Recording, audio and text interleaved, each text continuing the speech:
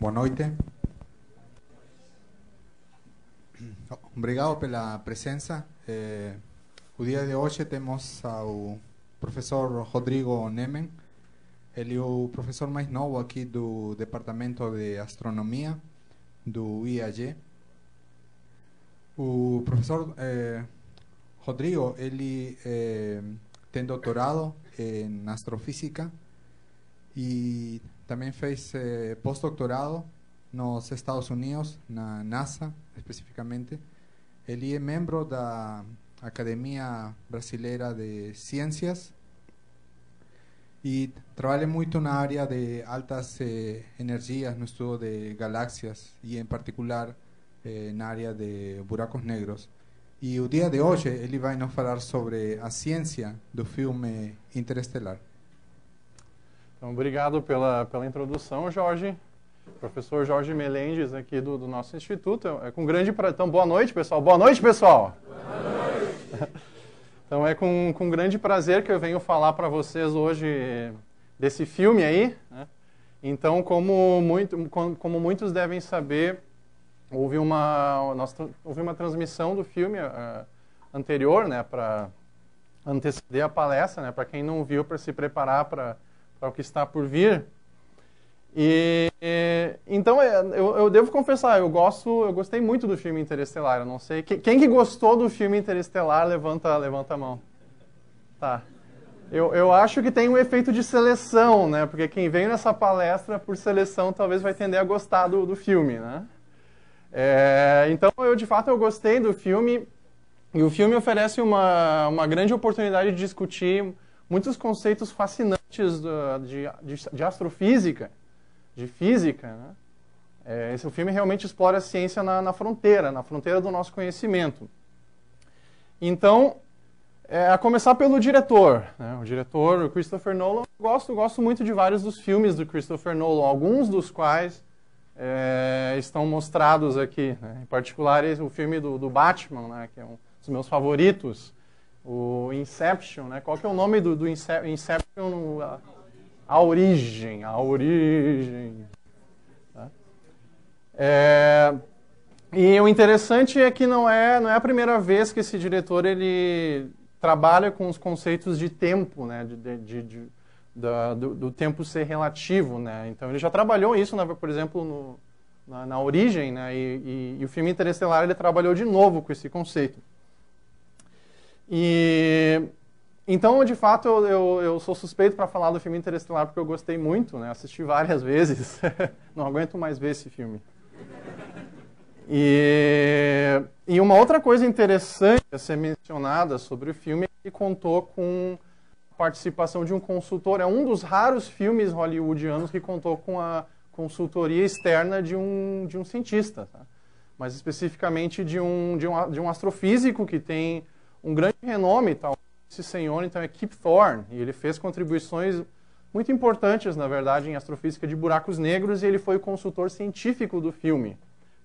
Então, esse senhor ele tem uma renomada carreira. Tá? Ele escreveu um livro-texto sobre gravidade, que está mostrado aqui, que é um livro massivo, super massivo. Tá?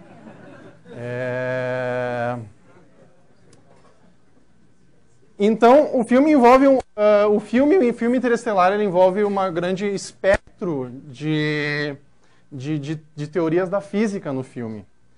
Então, antes de começar a falar sobre a física, eu vou falar um pouquinho sobre quais são as principais teorias da física, né, hoje em dia. E antes de falar dessas teorias, eu vou falar um pouco sobre mapas, mais especificamente sobre mapas mundi. Tá?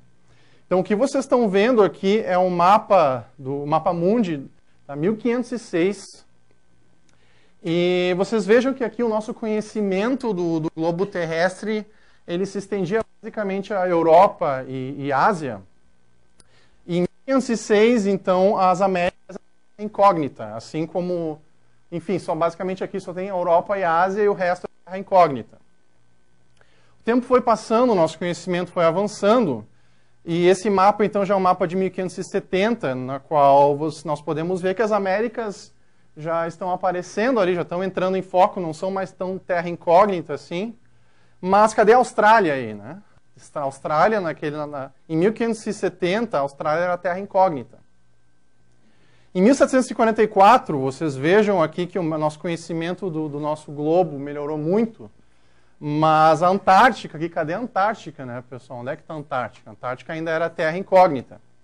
Então, à medida que nós vamos melhorando o nosso conhecimento sobre as coisas que eram terra incógnita vão entrando em foco. E nós podemos fazer uma analogia com as leis da física, tá? As leis que governam o nosso universo. Então, a primeira conjunto de teorias físicas que foram descobertas pela humanidade, então, são as leis newtonianas, que a gente aprende no ensino médio. Governam, então, os planetas, estrelas, aviões, carros e coisas do nosso dia a dia. Daí passou um certo tempo e uma coisa que era terra incógnita, nós começamos a aprender mais sobre isso, as leis quânticas. As leis do universo microscópico que regem, né, as flutuações quânticas, laser, coisas muito úteis que nós não teríamos hoje se não fossem as leis da física quântica. Por exemplo, lasers, LEDs, energia nuclear e a química. A química é baseada na mecânica quântica, né? Passou um tempo e nós descobrimos as leis da relatividade geral, tá, que regem as grandes escalas do universo, que regem o espaço-tempo, a expansão do universo, buracos negros. E hoje em dia, a Terra incógnita, tá? A grande Terra incógnita, em analogia com o mapa mundi que eu fiz, são as leis da gravitação quântica. Tá? Isso é completamente terra incógnita hoje em dia. A fronteira do conhecimento, nós sabemos muito pouco sobre as leis da gravitação quântica, que são uma maneira de combinar as leis da relatividade com as leis quânticas. Eu vou falar mais um pouquinho sobre isso mais para adiante.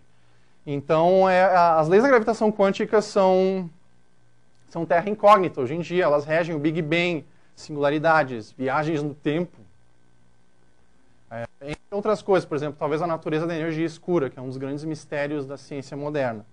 Então, a ciência do filme Interestelar, ela se encontra nesses 4 domínios aqui que eu estou mostrando. Tá?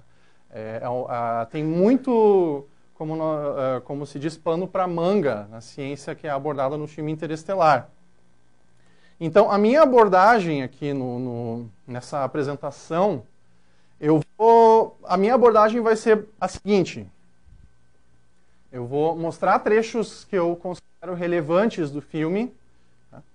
E vou classificar o status da ciência que é abordada nesses trechos do filme, de acordo com o grau de evidência empírica para a ciência que é abordada nos diferentes trechos do filme. Então, tem coisas que vão ser absolutamente verdadeiras, tá? Que não há questionamento daquilo que é mostrado no filme. Coisas que são um bom palpite, tá? Que são muito bem aceitas hoje em dia no nosso conhecimento científico. Tá? E daí, sinal amarelo, tá? Atenção.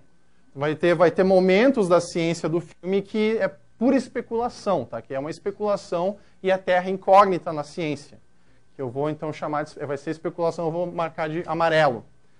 E vão ter algumas coisas que simplesmente não vão ser falsas, tá? Não, de acordo com o nosso conhecimento, o melhor conhecimento científico hoje em dia tem certos aspectos científicos do filme que são puramente falsos. Tá? Então essa vai ser a minha abordagem da ciência do filme Interestelar.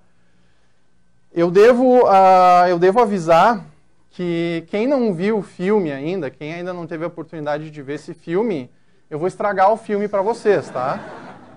Então, quem não viu o filme, se quiser pode sair agora, se não quiser. Eu odiava quando minha irmã fazia isso, me contava o final dos filmes antes de eu assistir, tá? Eu ficava possesso. Então, eu já aviso que vou estragar, quem não viu o filme, eu vou estragar o filme. Sinto muito. Minhas sinceras desculpas. E uma outra coisa, como eu vou mostrar vários trechos do filme aqui, por questões de copyright, eu coloquei esse slide aqui. Esse vídeo está sendo transmitido online, né? Então, por favor, vão lá e comprem esse filme. Tá?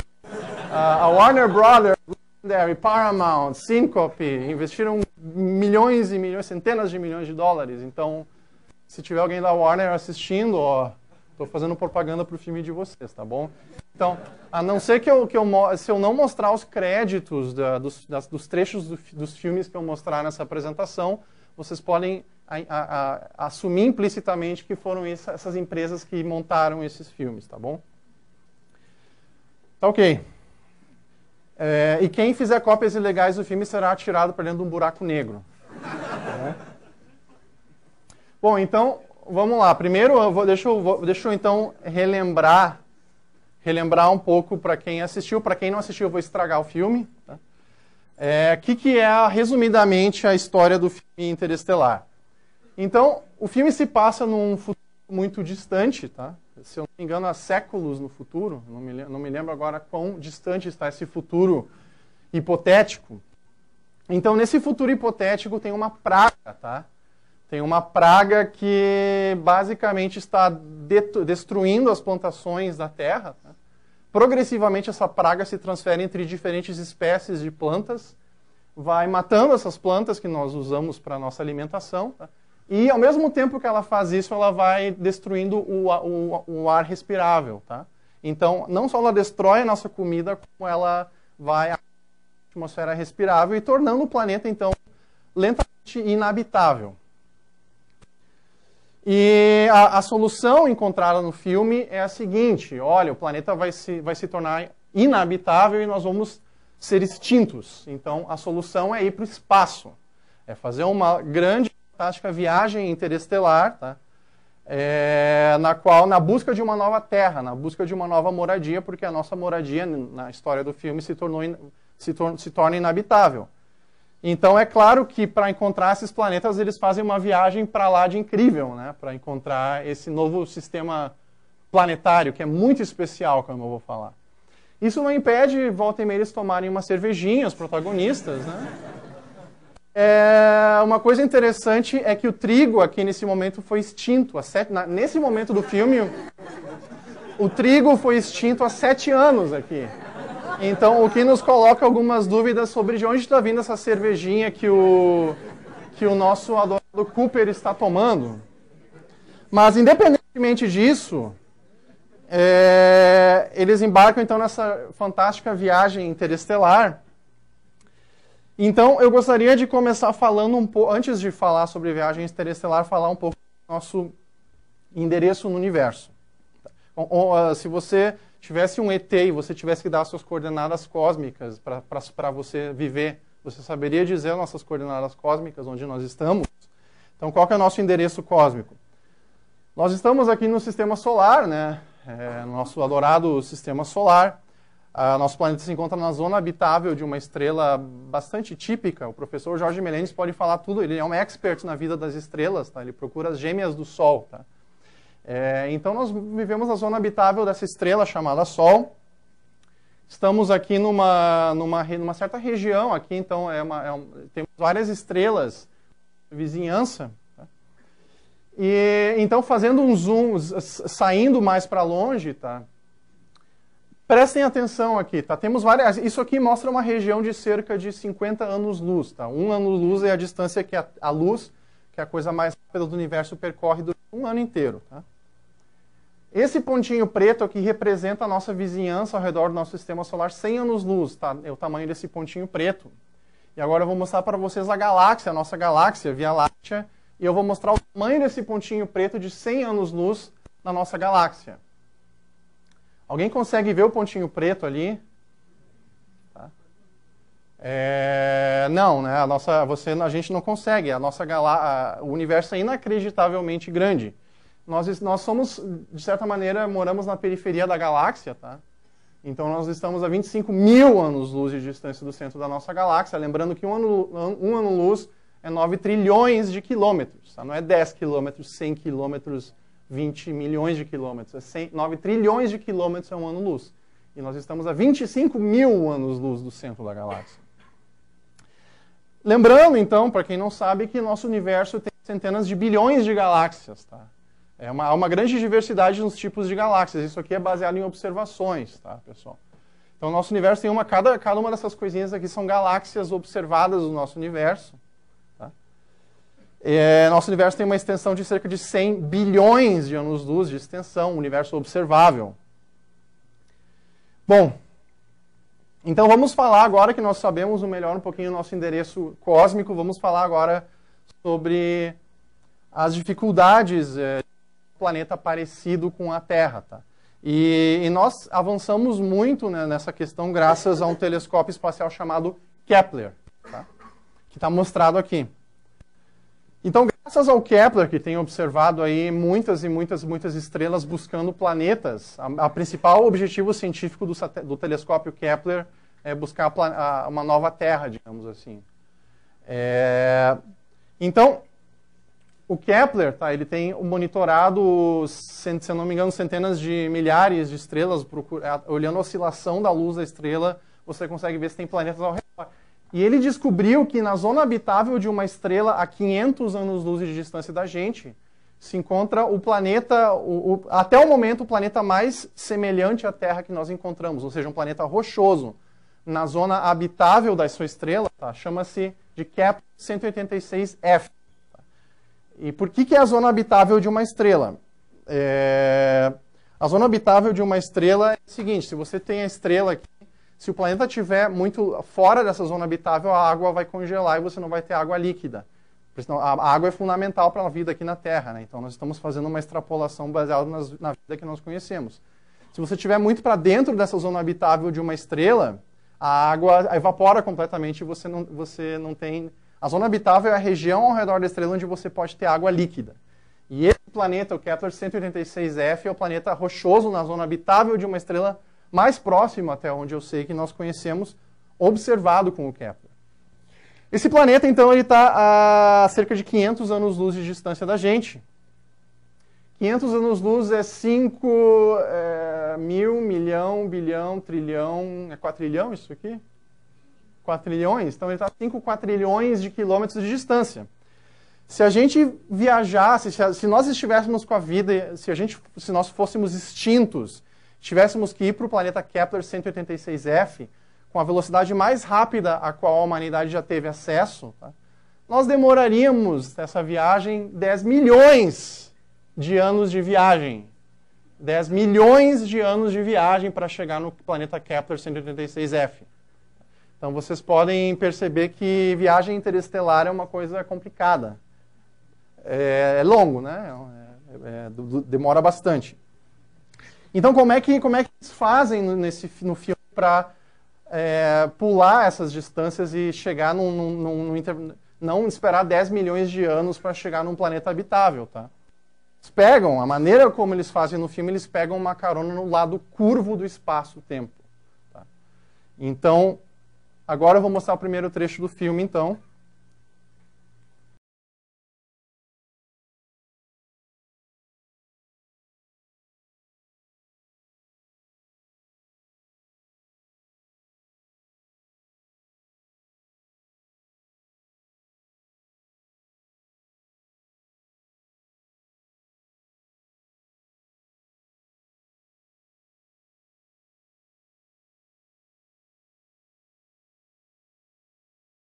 O que vocês acabaram de ver nesse trecho do filme aqui, tá? Assustador, né? Vocês acabaram de ver um portal, tá, chamado Buraco de Minhoca. Tá? Eu vou explicar rapidamente o que é um buraco de minhoca. Antes de falar em buraco de minhoca, eu tenho que falar um pouco sobre a nossa visão do que é a gravidade. Tá? Então, os buracos de minhoca, assim como a nossa compreensão como a gravidade opera no universo, se deve graças a uma coisa chamada teoria da relatividade geral do nosso bom e velho Einstein. E essa aqui, na verdade, não prestem atenção para essa equação. Apesar de ela ser a principal equação da teoria, não se assustem com isso aqui, que eu não vou entrar em detalhes. Então, o principal... lembrando que, então, a relatividade geral é uma das grandes conquistas intelectuais da nossa espécie, tá? Na minha opinião. E esse ano, essa teoria vai completar 100 anos em dezembro. Tá? Completar 100 anos que foram publicados o artigo miraculoso do Einstein descrevendo a relatividade geral. E ela nos diz, basicamente, que a gravidade corresponde a uma curvatura do espaço. O que isso significa, então? Isso significa Significa que a analogia que se costuma fazer é você pensar aqui, você tirar uma das dimensões espaciais e representar o espaço em duas dimensões, como se fosse uma membrana, tá? Como o palco dos eventos cósmicos, imaginem que fosse essa membrana. Sem a presença de nenhuma massa, tá? Ela é uma membrana plana, mas quando você introduz uma massa, as massas curvam o espaço, mais especificamente curvam o espaço-tempo, tá? E, então, a presença de massas introduz uma curvatura no espaço. E as massas aqui, quando elas se movem nessa curvatura, massas, elas descrevem toda essa dinâmica que nós vemos no universo, de planetas, estrelas e galáxias. Tá? E, então, essa é basicamente a grande sacada da relatividade geral, que a gravidade não é bem uma força, é uma curvatura do espaço devido à presença de massas. Então, se você olhar a Terra, tá? A Terra está curvando levemente o espaço-tempo ao seu redor e a Lua se move nesse espaço curva. A Lua se move porque ela está se movendo no espaço curvo ao redor da Terra. Mas a Terra, por sua vez, se move no espaço curvo, que é um pouco mais intensamente curvo pela presença do Sol. Tá? O Sol curva o espaço ao seu redor, então a Terra está seguindo um movimento nesse espaço curvo. E isso, então, vamos pensar aqui como é que a gente pode aplicar isso para entender um buraco de minhoca. Bom, imaginemos aqui que essa maçã, para essa formiga, a maçã é o universo da formiga. Tá? A superfície da maçã é o universo da formiga. Então, se a formiga quisesse normalmente chegar até o outro lado da maçã, ela teria que caminhar tudo aqui ao redor, no universo dela, que é a maçã, até chegar aqui. Ou ela pode usar um buraco de minhoca, tá? E pegar um atalho para chegar naquele outro lado em menos tempo. Então, um buraco de minhoca, tá? É uma maneira de você curvar o espaço do universo, tá? O buraco de minhoca é uma maneira que é permitido pelas equações da relatividade geral de você criar um portal entre duas regiões do espaço-tempo e pegar um atalho. É um portal, é um atalho, tá? É um tipo particular de curvatura do espaço e é um atalho muito interessante. É um tubo que conecta duas regiões distantes do espaço-tempo. Isso é um buraco de minhoca. Então, podem existir buracos de minhoca de acordo com a relatividade de Einstein? Sim, eles podem. A questão é que um buraco de minhoca, se fossem possíveis, existiriam por uma fração de segundo, se abririam e imediatamente fechariam, matando quem quer que quisesse atravessar um buraco de minhoca, se eles existem. Nós não sabemos se eles existem. Nós não sabemos, mas eles seriam coisas muito rápidas e se você tentar atravessar um deles, você morreria.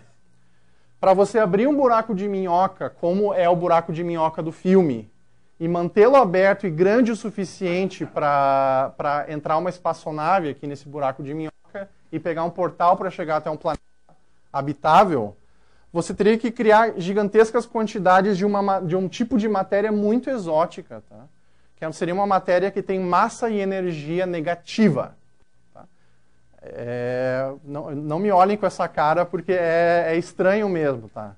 E você teria que criar uma grande quantidade dessa massa negativa, tá? Para criar uma repulsão gravitacional e para manter o buraco de minhoca aberto, para entrar alguém, para que não feche a garganta do buraco de minhoca e mate as pessoas que estão ali. Então, nós não sabemos se é possível criar essas... Em primeiro lugar, nós não sabemos se é possível... Se os buracos de minhoca existem no universo, eles são permitidos pelas equações de Einstein, mas nós não sabemos se eles existem e se você consegue criar essa matéria exótica para manter o cara aberto para entrar uma espaçonave lá. E por esse motivo, então, eu classifico a ciência dos buracos de minhoca do filme especulação. A gente não pode dizer que é falso no nosso conhecimento atual da física, mas talvez seja possível, mas é uma pura especulação. E quem estiver se perguntando sobre a aparência do buraco de minhoca no filme, em duas dimensões o buraco de minhoca é um círculo. Tá?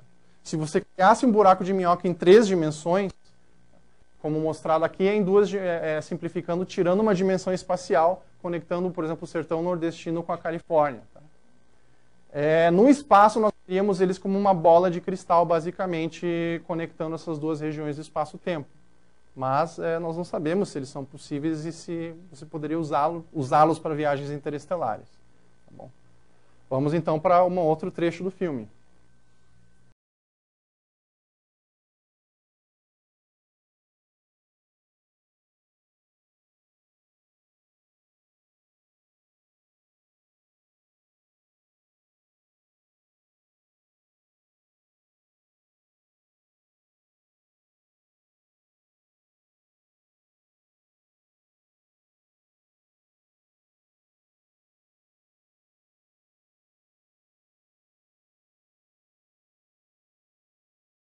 Bom, então nós chegamos agora ao tópico da ciência do filme Interestelar. O que é esse objeto aqui? O que é isso aqui?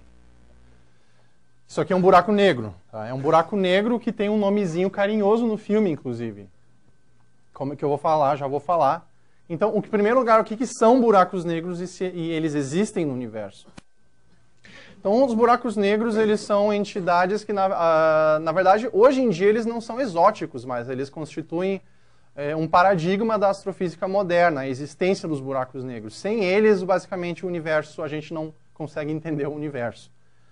Então, para a gente entender um buraco negro, eu vou usar essa questão da curvatura do espaço-tempo. Então, você pega aqui um Sol, ele curva gentilmente o espaço ao seu redor. Você pega um objeto extremamente compacto, uma estrela de nêutrons, tá? Curva mais violentamente o espaço ao seu redor.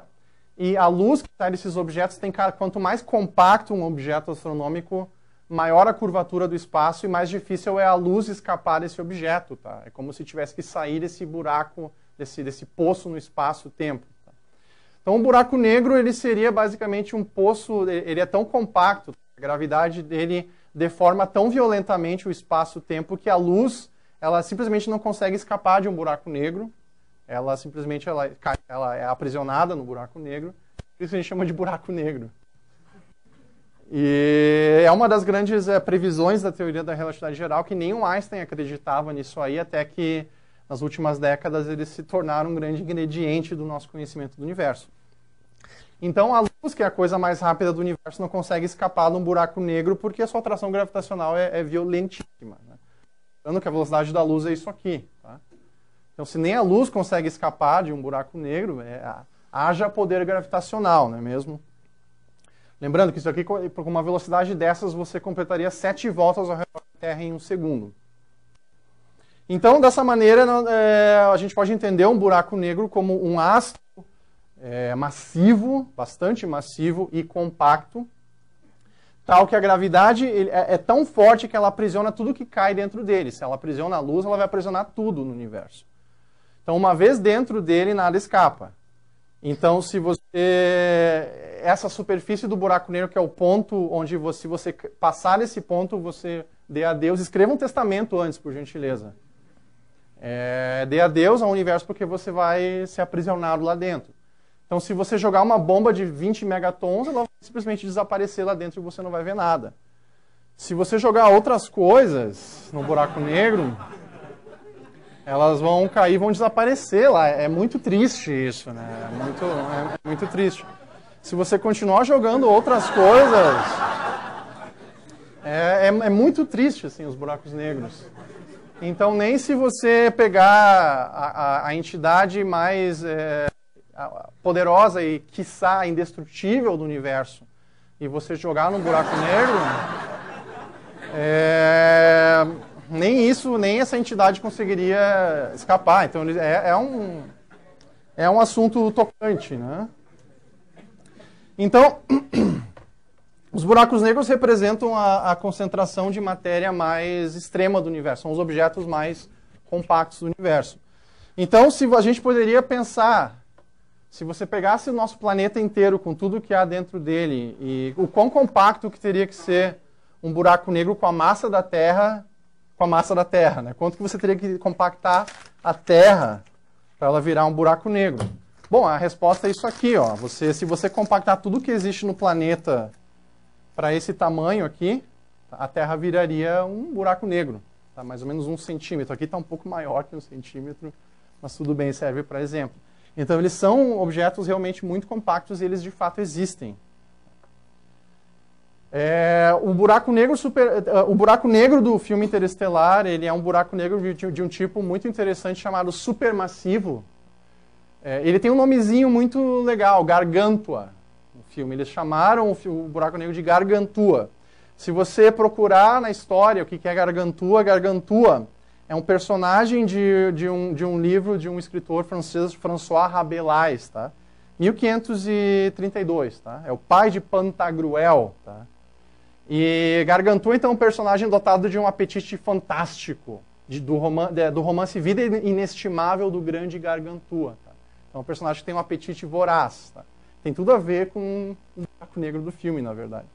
Então, existem buracos negros. A massa do Gargantua no filme é uma massinha bem pequena. São 100 milhões de massas do nosso Sol, lá dentro do buraco negro do Gargantua. 100 milhões, é 1 seguido de 8 zeros. O que dá isso aqui em quilogramas? Se eu fosse escrever aqui, eu ia gastar toda a palestra escrevendo zeros aqui da massa em quilogramas do Gargantua. Então a questão é, existem esses monstros, esses buracos negros supermassivos no universo? Por incrível que pareça, existem, tá? Esses caras com massas tão gigantescas, eles existem.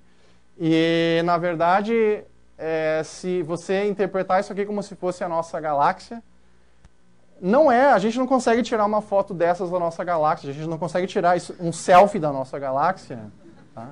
Porque a gente está dentro dela e é difícil sair, né? É difícil sair da galáxia. Nem com um pau de selfie você conseguiria... Teria que ser muito intenso, né? Então, no centro da nossa galáxia, nós sabemos com uma precisão absurdamente grande que habita um buraco negro que tem um nomezinho carinhoso de Sagitário A estrela, no centro da nossa galáxia. A massa desse buraco negro, Sagitário A estrela, no centro da nossa galáxia, é 4 milhões de massas solares. Tá? E isso aqui são observações, é baseado em observações das estrelas, tá? No infravermelho, com um telescópio chamado Keck. Elas estão se movendo extremamente de maneira rápida ao redor dessa massa invisível, que é o buraco negro no centro da nossa galáxia, por incrível que pareça. Eu considero isso como uma das grandes descobertas das últimas 2 décadas, tá? Esse buraco negro supermassivo no centro da nossa galáxia. E a galáxia mais próxima que poderia ter um buraco negro tal como o Gargantua do filme Interestelar é a galáxia de Andrômeda, tá? Ela tem um buraco negro no centro dela, cuja massa é quase exatamente 100 milhões de massas solares. É um Gargantua, na verdade, né? É análogo ao Gargantua. Então, assim nós podemos classificar essa da ciência do filme Interestelar. Tá? Buracos negros supermassivos é verdadeiro. Tá? Nós sabemos que eles existem e sem eles o universo não faz sentido, para as nossas cabeças, pelo menos. Eles são ingredientes fundamentais do nosso universo. Vamos então para o passo seguinte. O anel de fogo ao redor de Gargantua. Tá? Vocês vejam que tem essa coisa brilhante aqui ao redor do Gargantua no filme. O que é essa auréola estranha ao redor do Gargantua? Bom, essa auréola ao redor do Gargantua é uma coisa que nós chamamos na astrofísica de disco de acreção. Isso aqui é um disco de gás que está orbitando o buraco negro a velocidades próximas à da luz, na verdade. São velocidades que a gente chama na física de relativísticas. E como é que você pode formar um disco de gás ao redor de um buraco negro supermassivo? Uma maneira de fazer isso é mostrada nessa simulação. Tá? Isso aqui não é brincadeira, isso aqui na verdade é uma simulação de supercomputador, onde você pega um buraco negro como Gargantua, você joga uma estrela azarada lá e ela é destroçada pelo buraco negro. Se ela não for engolida de imediato, ela é arrebentada, tá? E forma o disco de acreção ao redor dele. Isso aqui é uma simulação de um artigo científico. Tá?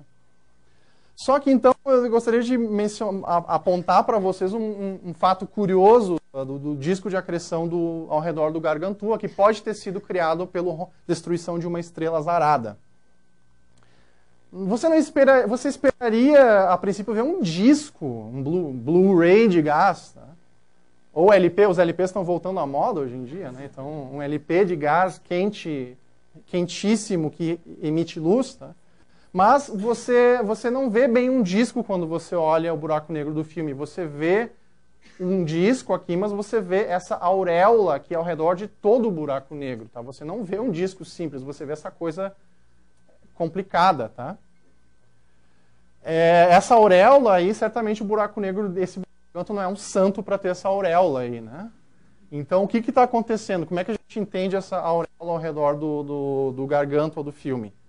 Então, a gente vai ter que falar, então, um pouco sobre luz. Como é que a luz que sai do disco de gás chega até a câmera do filme. Claro, tudo efeitos especiais, né? Mas é o seguinte, você vê, se você estivesse filmando ou simulando no seu computador o Gargantua com um disco de gás ao seu redor, você vai ver os raios de luz chegando na sua câmera.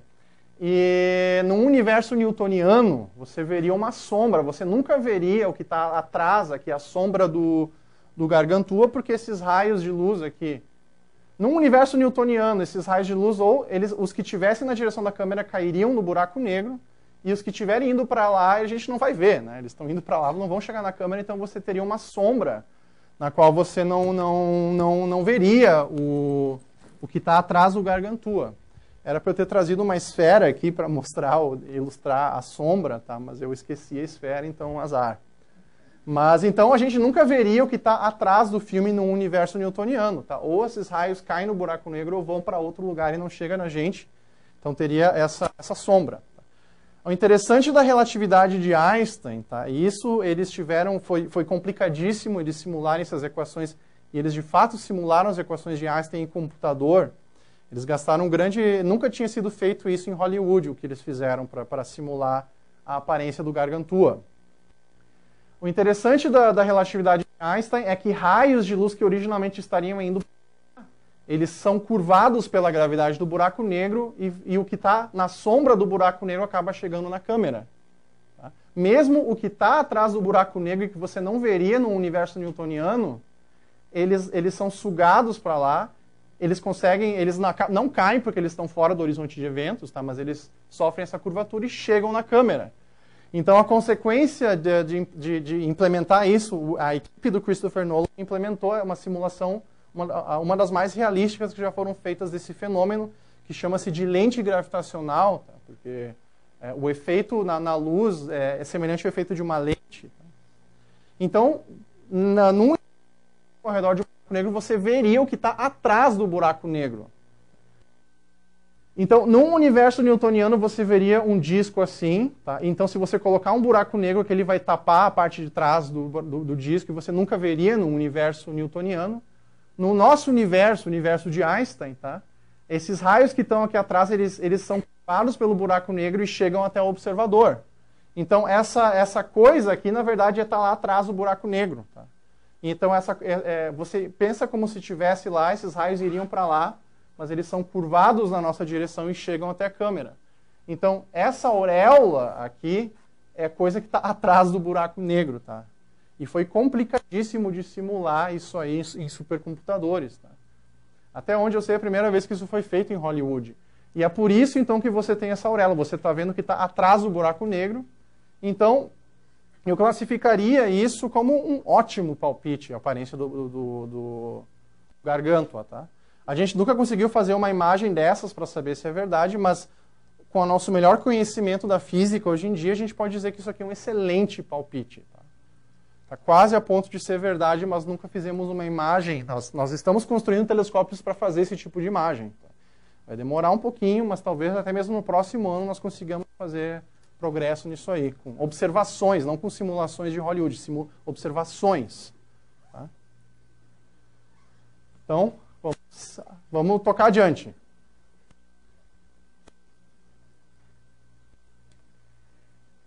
Aqui, então, o que esse vídeo está mostrando? Esse aqui é um trecho do filme. Quando a equipe do Cooper e da doutora Brent, elas saem do buraco de minhoca, de todos os lugares possíveis. A nossa galáxia contém cerca de 100 bilhões de planetas, tá?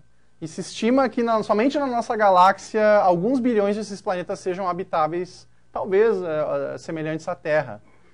E o sistema planetário que o time do Cooper e da doutora Brent encontraram Tá? O sistema planetário potencialmente habitável é justamente um planeta ao redor de um buraco negro supermassivo. Tá? Então, eles foram para o outro lado do universo para encontrar um sistema habitável ao redor, não de uma estrela, mas de um buraco negro supermassivo. Tá? Então, por que justamente no filme o sistema planetário está ao redor de um buraco negro? Né? Isso eu fiquei me questionando um pouco. Mas vamos tocar adiante, vamos tentar entender se isso seria possível. Seria possível você ter um sistema planetário habitável ao redor de um buraco negro como Gargantua? Então, isso aqui mostra as órbitas de um possível planeta ao redor de um buraco negro como Gargantua. Não se parece com as órbitas do sistema solar, né? É uma coisa um pouquinho mais complicada. Isso aqui é uma simulação de fato, é uma simulação de computador de que seriam as órbitas de um planeta ao redor do Gargantua. Gargantua. Acho que provavelmente a maneira correta seria Gargantua, né? Então agora você coloca um buraco negro com um disco de acreção aqui, tá? Então, lembrem-se que esse disco de acreção produz quantidades gigantescas de calor e radiação. Esse disco de gás é um lugar inóspito, você não quer atravessar esse disco de gás. E é basicamente impossível você ter um planeta ao redor do buraco negro que não fique atravessando o tempo todo esse disco de acreção, escalas do tempo de vida humano. Então, se a gente reclama de variações de temperatura de 5 graus, às vezes, tá? O pessoal aqui em São Paulo está 15 graus, nossa, mas que frio! Né? Lá no sul é menos 5 graus, que frio! Lá aqui é 15 graus, né? Se a gente reclama de uma variação de temperatura de 10 graus, vocês imaginem as variações no ambiente de um planeta ao redor do Gargantua atravessando esse disco de acreção aqui, né? Seria complicado, né? Eu não consigo enxergar um sistema planetário habitável ao redor de um buraco negro tal como o Gargantua. Não consigo, realmente eu não consigo. Eu tentei visualizar, eu fiz umas contas, mas na minha opinião isso é impossível. Tá? Ele vai ser detonado pela radiação do disco de acreção, vai ter flutuações violentas de temperatura. Eu comparo a mandar uma equipe para tentar tripular esse planeta ao redor do Gargantua. A minha analogia, isso seria equivalente a você pegar um barquinho como esse aqui, tá? E ir lá e tentar navegar esse ambiente.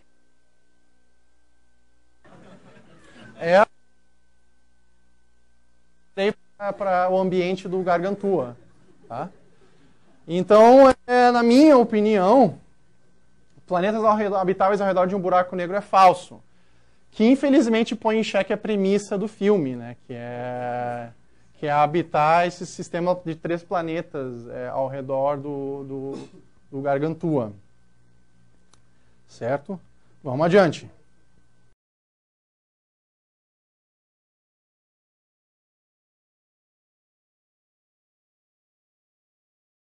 O que acontece? Eles encontram um dos planetas, o planeta chamado planeta de Miller. Eles descem lá. É um planeta basicamente cheio de água. É um pouquinho turbulenta a descida. Mas eles conseguem então descer nesse planeta. Lembre-se, esse planeta orbitando o Gargantua. E acontecem coisas muito curiosas no filme.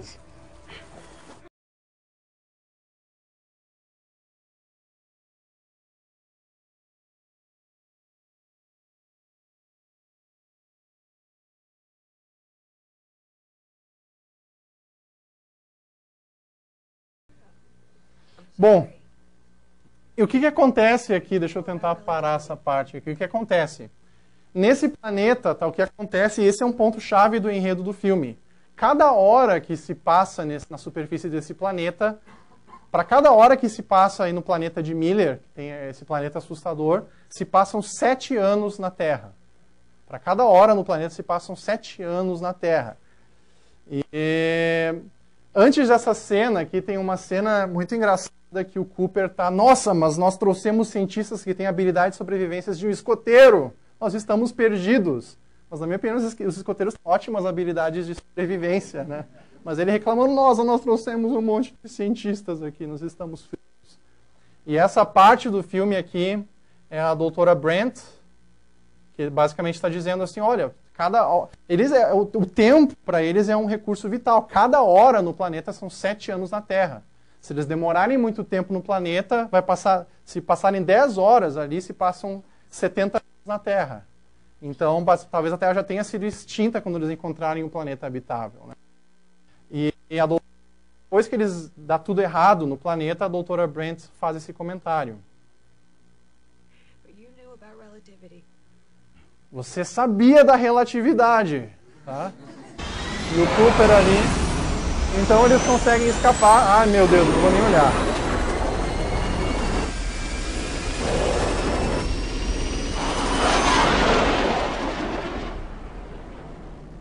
Mas daí já é tarde demais. Quando eles voltam para a nave...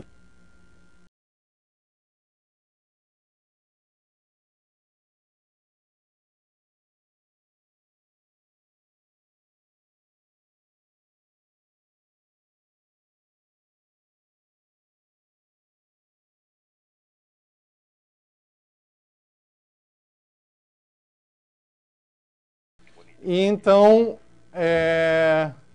vou fazer uma pausa técnica aqui, pessoal.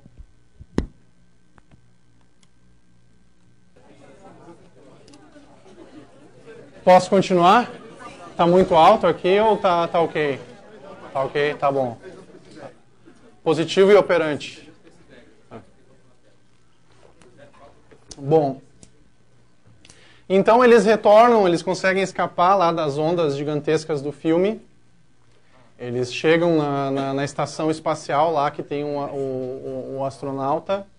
E para eles se passaram, se não me engano, 3 horas. Para o astronauta se passaram 21 anos, coitado. 21 anos lá confinado na estação espacial. E é claro que tem essa cena tocante aqui do filme que... Então ele volta na nave e ele recebe 21 anos de mensagens da sua família, dos seus filhos, né? Então isso é uma coisa muito curiosa, essa elasticidade do tempo. Será que isso é possível? Tá? Será que isso é permitido? Será que isso existe no universo real? Passou 3 horas perto do buraco negro, passou anos longe do buraco negro, na Terra. Então... Para a gente entender esse aspecto aqui, eu vou mostrar essa foto desse belíssimo edifício. Qual que é o nome desse edifício aqui? Edifício Itália, né? Tem um terraço bem bonito lá. Então, uma das consequências da teoria da relatividade geral do Einstein, que é extremamente contraintuitiva, é que para quem estiver lá embaixo no edifício... Tá? O tempo está passando para que, se você estiver mais perto de uma certa massa, tá? Por exemplo, o nosso planeta, você está mais perto do planeta, para quem está lá na base do edifício, o tempo passa mais devagar para quem está lá no topo do edifício. Tá? É claro que o nosso planeta não é um astro tão compacto assim, tá? Então a curvatura do espaço não é tão pronunciada. Então essa diferença que ela existe, mas ela é muito pequena. Então não, a gente não vê diferenças notáveis entre o tempo do relógio dessas pessoas aqui e os que estão na base do edifício Itália. Mas se você for para um buraco negro, esse efeito torna-se inacreditavelmente intenso. Ou seja, o tempo passa mais devagar se você está perto. Quanto mais perto você estiver de um astro, mais devagar o tempo vai passar no seu relógio. Tá? Então a gente pode fazer o seguinte experimento. A gente pega um relógio sortudo, deixa esse relógio aqui longe do buraco negro. Tá? Por exemplo, a gente poderia deixar ele aqui na Terra. Mas para fins de exemplo, basta ele estar suficientemente longe do gargantua. Tá? E agora vamos pegar esse relógio azarado, tem que sempre ter um azarado, né? E vamos jogar ele lá para dentro do gargantua e ver o que acontece com a passagem do tempo nesse relógio e nesse relógio. Então vamos lá. A gente põe ele lá relativamente perto do buraco negro. E você, de acordo com a relatividade de Einstein, tá, o tempo vai começar a passar mais devagar para esse cara aqui que chegou perto do buraco negro. Se você colocar esse relógio muito perto do horizonte de eventos, da superfície do buraco negro, tá, o tempo vai passar muito mais devagar. Tá. É esse efeito que é explorado no filme, tá? Isso aqui é uma consequência formidável da nossa visão moderna de gravidade, da relatividade de Einstein, né? Lembrando que essa está completando 100 anos de idade. E então isso nos leva à seguinte pergunta: é possível viajar no tempo? Sim, perto de um buraco negro, mas somente para o futuro. Tá? Foi basicamente o que a tripulação do Cooper fez. Eles viajaram, pegaram um atalho para o futuro indo perto do buraco negro. Tá? Então, como isso é uma coisa muito bem compreendida da relatividade geral, tá? Essa elasticidade do tempo é verdadeiro. Isso é inquestionável que isso é verdadeiro. Tá? Essa elasticidade do tempo. É tão verdadeiro que se esse fenômeno aqui, se os seus smartphones não implementassem essa continha da diferença de tempo, que o tempo passa mais rápido quando você se afasta da Terra, tá? Se os seus smartphones, tem um smartphone aí? Deve ter, né? Todo mundo tem aqui. Tem uns que estão até olhando Twitter, Facebook, tirando selfie, acho que não, né? Se os seus celulares não incorporassem essa continha aqui, vocês podem jogar fora o aplicativo de mapas, tá? Porque ele nunca iria conseguir achar sua localização de GPS, tá? Por quê? Porque os satélites de GPS ao redor da Terra, a diferença de tempo entre quem está aqui na superfície e os satélites de GPS é 38 microsegundos, tá? Se o celular não levar em conta essa diferença de tempo, da passagem do tempo aqui e no satélite de GPS estar mais longe, o GPS seria inútil. Tá?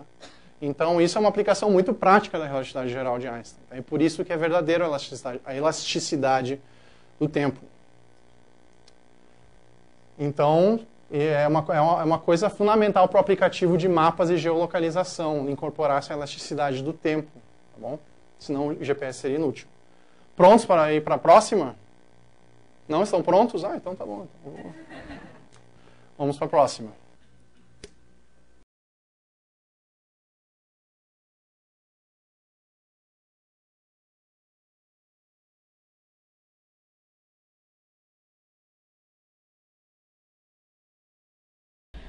Já era o Cooper.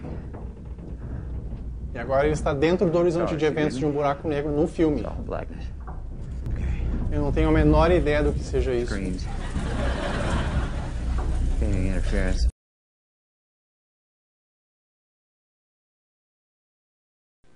Bom, o que está acontecendo aqui? Então, aqui o filme está explorando um aspecto da física nos extremos, os ambientes mais extremos, quando o Cooper, então, entra dentro do horizonte de eventos do Gargantua. Então, não só ele entra lá dentro, e aqui eu vou estragar totalmente o filme para quem não assistiu, desculpas, tá? E não só ele entra lá dentro, como ele sobrevive a esse mergulho fatal dentro do horizonte de eventos do buraco negro.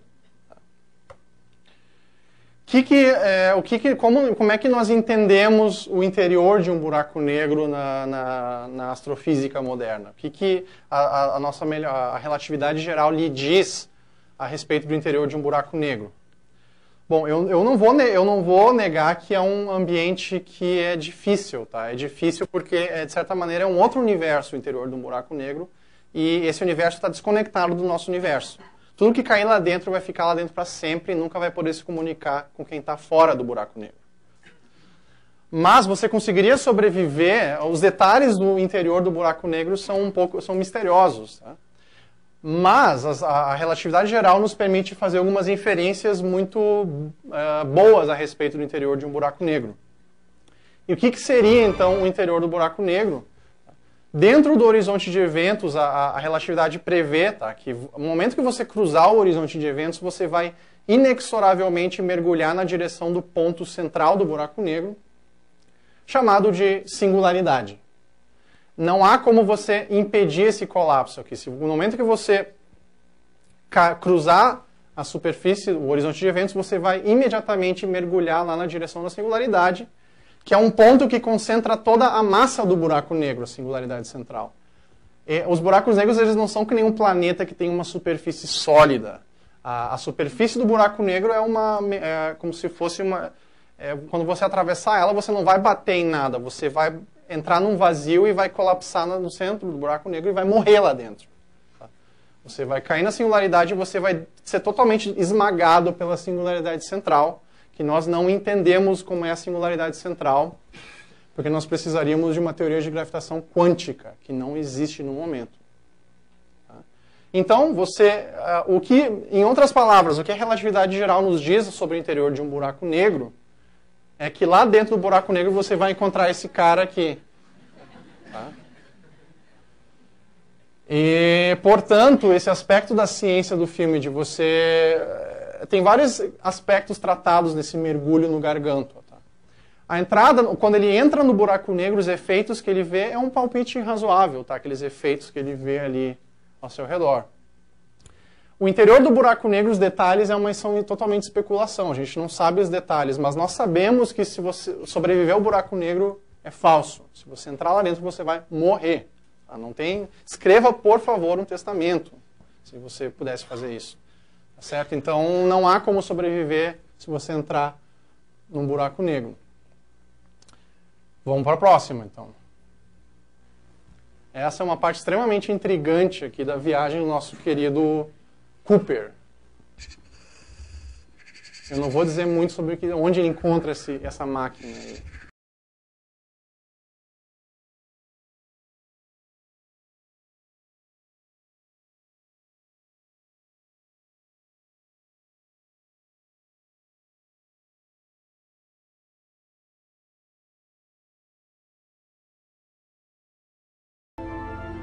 O que acabou de acontecer? O que acabou de acontecer? Eu agora ainda tô meio... Eu vou... Tchau, pessoal. O que acabou de acontecer? Bom, deixa eu tentar descrever o que o filme está representando ali. Num certo lugar no filme, tá, que eu não vou estragar completamente o enredo do filme, o Cooper... ele encontra essa máquina extremamente curiosa e complicadíssima. Tá? Então, essa máquina representada aqui dessa maneira, ele navega nessa máquina, tá? E ele percebe que ele consegue acessar momentos diferentes do universo. Tá? Mais especificamente, o quarto da filha dele, há 21 anos atrás, naquele momento, ele consegue navegar nos diferentes instantes do quarto da filha dele, e não só ele consegue acessar isso, como ele consegue mandar mensagens para a filha dele no passado. Tá? Então, na verdade, o que o filme está revelando aqui é que o Cooper entrou numa outra dimensão. Ele teria entrado numa outra dimensão, ele acessou uma máquina que está em uma outra dimensão, e de lá ele consegue, então, ver as nossas dimensões, tá? E acessar elas. Tá? Ele está numa outra dimensão, numa máquina, numa outra dimensão. Então aqui nós entramos em coisas que ficam... apertaram seus cintos aqui? Todo mundo apertou, todo mundo jantaram, todo mundo? Não? Tá. Então apertar... Então, deixa eu tomar uma água aqui. O que acontece? Antes de explicar o que está acontecendo aqui, eu tenho que falar, então, em dimensões a mais. Então, nós vivemos num universo, tá? O nosso universo ele tem quantas dimensões, pessoal? Eu escutei várias pessoas falando 4, não escutei ninguém falando 3. Tá? Então, o nosso universo ele tem 3 dimensões espaciais. Aqui, no meu caso, é frente e trás. Tá? Direita, esquerda. Essa aqui é a outra direita. E cima e baixo. Então, isso são 3 dimensões espaciais, mas tem uma dimensão a mais, que é o tempo. Tá, pessoal? O tempo, na física, é tratado como uma dimensão a mais. E, de fato, a gente trata na física o espaço e o tempo de maneira unificada. A gente chama isso de espaço-tempo. Tá? A gente vive em 4 dimensões, na verdade. Tem essas 3 dimensões aqui, mas tem a dimensão do tempo. Então, para entender o que está sendo mostrado aqui, a minha interpretação do filme, porque o Nolan não disse exatamente o que estava na cabeça dele, né? Mas isso aqui é, de certa maneira, uma interpretação minha do que está sendo mostrado aqui. Antes de explicar essa máquina, eu vou ter que falar numa coisa chamada hipercubo, tá? Que vai, para vocês terem uma ideia do que são 4 dimensões espaciais. Aqui, 3 dimensões espaciais. Nós vivemos em 3 dimensões espaciais. Então, o que é um hipercubo? Eu tenho que explicar isso antes de falar o que é aquela máquina na minha interpretação do filme. Como é que você poderia criar um cubo, tá, a partir de um ponto?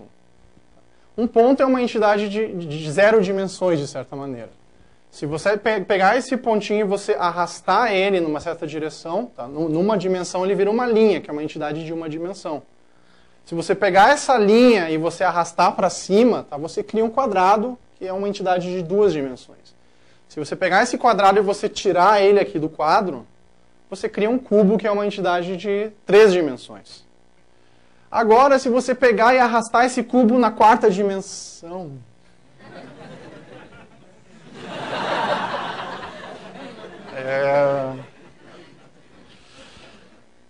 É difícil, pessoal, é difícil, não tem nem como mostrar para você. Se tivesse uma 4ª dimensão espacial, eu não poderia fisicamente mostrar para vocês o que seria um hipercubo, que é um cubo em 4 dimensões. Matematicamente, a gente pode fazer um cubo em 10 dimensões, matematicamente. Esses são os poderes da matemática. Mas em termos de visualização, boa sorte visualizando um hipercubo. A gente não consegue visualizar um hipercubo. O que a gente consegue visualizar de um cubo em 4 dimensões seria a sombra em 3 dimensões desse hipercubo. Da mesma maneira que se eu, por exemplo, pegar esse objeto aqui, esse objeto aqui, a sombra desse objeto aqui vai ser uma coisa de 2 dimensões, vai ter uma dimensão a menos a sombra. Se você pegar a sombra de um hipercubo, ela vai ter uma dimensão a menos, em 3 dimensões. E essa aqui é a sombra de um hipercubo. Isso aqui você retira uma dimensão e vê a sombra do hipercubo e você veria essa coisa aqui. Que também é chamado em inglês de tesseract, tá? Essa coisa aqui. Se você girasse o hipercubo em 4 dimensões, tá? Como é que a sombra do hipercubo ia mudar? Ia acontecer essa coisa bizarra aqui. Tá? Exatamente! Alguém, por favor, me explica o que está acontecendo aqui. Tá? Mas, enfim, não tem como visualizar um cubo em 4 dimensões. O que eu estou mostrando aqui é a sombra, entre aspas, em 3 dimensões de um hipercubo. Tá? Então, pois bem, agora preparem-se, apertaram seus cintos, preparem-se aqui. Na minha interpretação do filme Interestelar, o que ele está mostrando aqui é que o Cooper entrou numa 5ª dimensão, tá? Numa 4ª dimensão espacial, que seria uma 5ª dimensão, levando em conta o tempo. Tá? E o que ele está fazendo aqui, ele está navegando numa máquina composta de hipercubos, tá? E cada parte desses hipercubos acessa um momento diferente do tempo. Tá? Ele está vendo nossa realidade de 4 dimensões, espaço e tempo, ele está vendo de fora, nessa máquina composta de hipercubos. É uma justaposição de hipercubos. Tá? Todo mundo entendeu? Nossa, aqui é um pouquinho complicado. Né? E o Christopher Nolan ilustrou isso de uma maneira extremamente criativa aqui no filme. Né? Então, na verdade, o Cooper está navegando numa máquina composta de hipercubos em uma 4ª dimensão espacial. Tá? E isso aqui é uma representação da máquina que o Cooper visita. Tá? Bem simples, estou ironizando aqui. É uma coisa meio complicada. Então, é isso que acontece no filme. Mas a pergunta que vocês podem se fazer é: faria sentido existirem outras dimensões espaciais além das 3 que nós conhecemos? Será que isso a priori faz algum sentido, haver uma 4ª dimensão espacial? Então, apertem um segundo cinto agora, então. Se tiver, não tem, né? Para explicar se faz sentido ter outras dimensões na nossa realidade, nós temos que voltar às leis da física aqui. E a possibilidade de haverem outras dimensões está ligada a um dos principais conflitos da física, da ciência, na verdade, das coisas não resolvidas da ciência moderna. Então, de um lado, nós temos as leis da mecânica quântica, que descrevem o comportamento dos átomos em dimensões pequenas. Do outro, nós temos as leis da relatividade, que descrevem o universo em grandes escalas, planetas e tudo mais. Tá? Mas elas são incompatíveis entre si. Tá? Quem não sabe está sabendo agora.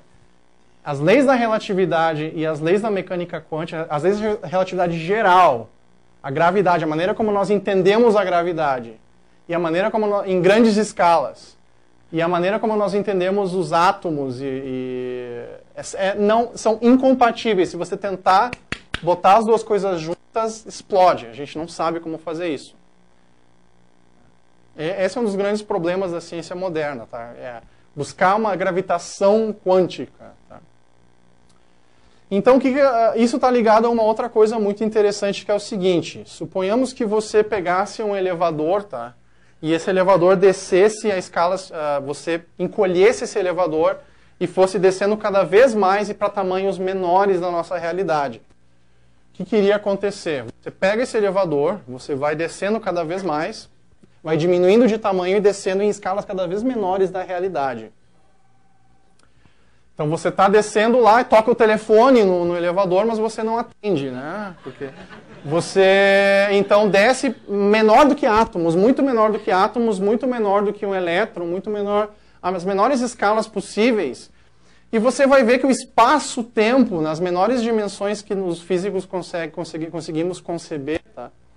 O espaço-tempo seria uma coisa turbulenta e efervescente. Tá? Se você conseguisse descer numa coisa chamada de escala de Planck, que é 10 ordens de magnitude menor do que um elétron, tá? Mais do que isso. É a escala de Planck, isso aqui se chama. E na escala de Planck, se você tentar usar a mecânica quântica que a gente conhece e a teoria de gravidade que a gente conhece, o resultado é um espaço-tempo que não faz sentido na escala de Planck. Porque o espaço-tempo deixa de fazer sentido, ele flutua, as flutuações quânticas do espaço-tempo fazem ele perder o sentido. Para resolver esse problema e para tentar criar uma teoria unificada de gravitação quântica, alguns físicos fizeram uma proposta que as entidades fundamentais da realidade não seriam partículas elementares, seriam pequenas cordas de energia vibrantes. E os modos de vibração dessas cordas dariam, cada cordinha dessas com modos de vibração diferentes dariam origem a diferentes tipos de partículas. Isso aqui leva o nome de teoria de cordas, ou teoria de supercordas, e é um dos esforços para se tentar chegar a uma teoria final da física que unifique a descrição do muito grande com a descrição do muito pequeno. E o interessante da teoria de cordas é que se você aplicar ela para entender aquelas flutuações, aquele espaço-tempo efervescente na escala de Planck, tá? O interessante é que você substitui por cordas as entidades fundamentais do universo e elas acalmam a efervescência do espaço-tempo e o espaço-tempo volta a fazer sentido na escala de Planck. Esse é o objetivo da teoria de supercordas, que já foi bolada. Cordas acalmam a turbulência do espaço-tempo nas menores escalas da realidade. Então a promessa da teoria de cordas é nos fornecer uma teoria de gravitação quântica, que era o sonho do Einstein, né? Era o grande sonho do Einstein, que ele trabalhou até o último momento da sua vida buscando essa teoria.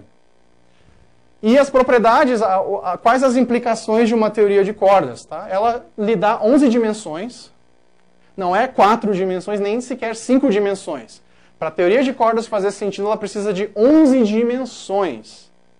Onde é que estão as 6 outras dimensões espaciais? Eu não sei. Tá? E outra coisa interessante da teoria de cordas é que a única força, a única interação fundamental, a única força, digamos assim, que atravessa todas as dimensões seria a gravidade. Tá? Então, forças eletromagnéticas não conseguem atravessar as outras dimensões da teoria de cordas. Ok? Então, na minha interpretação do filme Interestelar, o que acontece? No enredo do filme, seria um enredo no qual provavelmente a teoria de cordas de fato descreve o universo, e, portanto, ele tem tem dimensões a mais, além das 4 dimensões. Então, o nosso universo, aqui o Cooper, ele entra numa quinta dimensão, que é permitida pela teoria de cordas. Tá? Ele enxerga uma fatia do nosso universo. Como ele está numa quinta dimensão, ele vê o nosso espaço-tempo de fora, digamos assim. E como a gravidade é a única força que atravessa todas as dimensões, ele usa a gravidade para mandar sinais para outras partes do espaço-tempo, até mesmo o passado da Terra. Tá? E então vocês podem se perguntar, pô, então, mas isso então, essas dimensões a mais da realidade seriam uma previsão. Eu, visualizar 11 dimensões, não me perguntem como visualizar 11 dimensões. É possível isso? Será que a teoria de cordas descreve a nossa realidade? É um grande debate isso, um dos grandes debates da ciência moderna. Será que a teoria de cordas, ela de fato se aplica e descreve a realidade física do universo? Então tem alguns desafios aqui da teoria de cordas. Ela é um pacote, tá? E esse pacote vem com uma série de coisas. Se esse pacote estiver correto, vai ter uma série de coisas que vão ser verdade no universo. Nós viveríamos em 11 dimensões. E haveria não só um universo, mas haveriam um seguido de 500 universos possíveis. Tá? É bastante, né? Dá para fazer qualquer um feliz essa quantidade de universos. E o grande desafio aqui da teoria de cordas é que ela não fornece previsões testáveis. Ela tem problemas até mesmo em formar uma teoria, e essas não são minhas palavras, essas são as palavras de um dos fundadores da teoria de cordas. Ele tem questionamento se há uma teoria, se o que você tem você poderia chamar de teoria de cordas. Não sou isso quem falou, foi um senhor chamado David Gross, que é um dos deu contribuições muito boas, prêmio Nobel. Então, o grande problema da teoria de cordas é que ela não fornece previsões testáveis. Tá? E a gente entra num debate científico. Será que você vai aceitar uma coisa que você não consegue nem sequer testar se funciona? Então, é claro que algumas pessoas ironizaram um pouco isso. Tá? Tem esse cartoon aqui. Teoria de cordas resumida. Esse carinha aqui. Acabei de ter uma ideia fantástica. Suponha que toda a matéria e energia sejam feitas de pequenas cordas vibrantes. Muito empolgado. E esse amigo dele, ou amiga, ela pode ser duas meninas. Vamos considerar a Ana e a Maria aqui. E a Maria, ok. E o que isso implicaria? Sei lá. Tá? Então esse é o grande problema. Ela não fornece não fornece previsões testáveis da teoria de corda. E não me entendam incorretamente. Eu acho fenomenal e é necessário estudar isso porque é um dos grandes problemas da ciência moderna. Mas não tem como a gente ignorar os desafios que tem pela frente a teoria de cordas. Tá? Se não fornece previsões empíricas. E por esse motivo, as dimensões extras do filme eu chamo de uma pura especulação. A gente não sabe se isso é possível, sequer se isso é possível. Tá? E a questão de enviar mensagens para o passado é absolutamente falso. Tá? Com a nossa melhor compreensão da física, se você conseguisse afetar o seu passado de qualquer maneira, mesmo que seja usando a gravidade em uma outra dimensão, a física deixa de fazer sentido. Tá? E você vai ter paradoxos que são fenomenais e eu não quero nem pensar nessas coisas agora. Tá?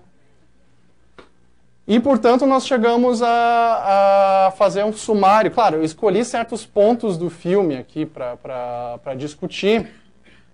E tem muito mais coisas que dá para conversar aqui. Esse filme, na minha opinião, é uma oportunidade incrível para se falar sobre a fronteira da física e da astrofísica. Tá? Além disso, eu considero ele divertido. Nem todo mundo concorda comigo. Mas então é um filme muito interessante. Então esse aqui são a maneira como eu classifico os diferentes aspectos científicos do filme. Tá? E eu não só fiz isso, como eu dei uma média para a ciência do filme. Eu peguei, verdadeiro eu dei 10, tá? Bom palpite eu dei 7, tá? Especulação eu dei 5, que é a menor média que você precisa para passar aqui na USP, né? E eu não perdoei, eu não perdoei. De fato, falso, eu dei 0. Tá? E eu fiz uma média desses tópicos, a média que a ciência do filme adquire. Tá? E a média que eu cheguei é 4,6. Que eu arredondei para 5, tá? Então, depois de um certo choro, eu arredondei para 5, então a ciência do filme acabou passando, tá? Então é isso, pessoal. Muito obrigado.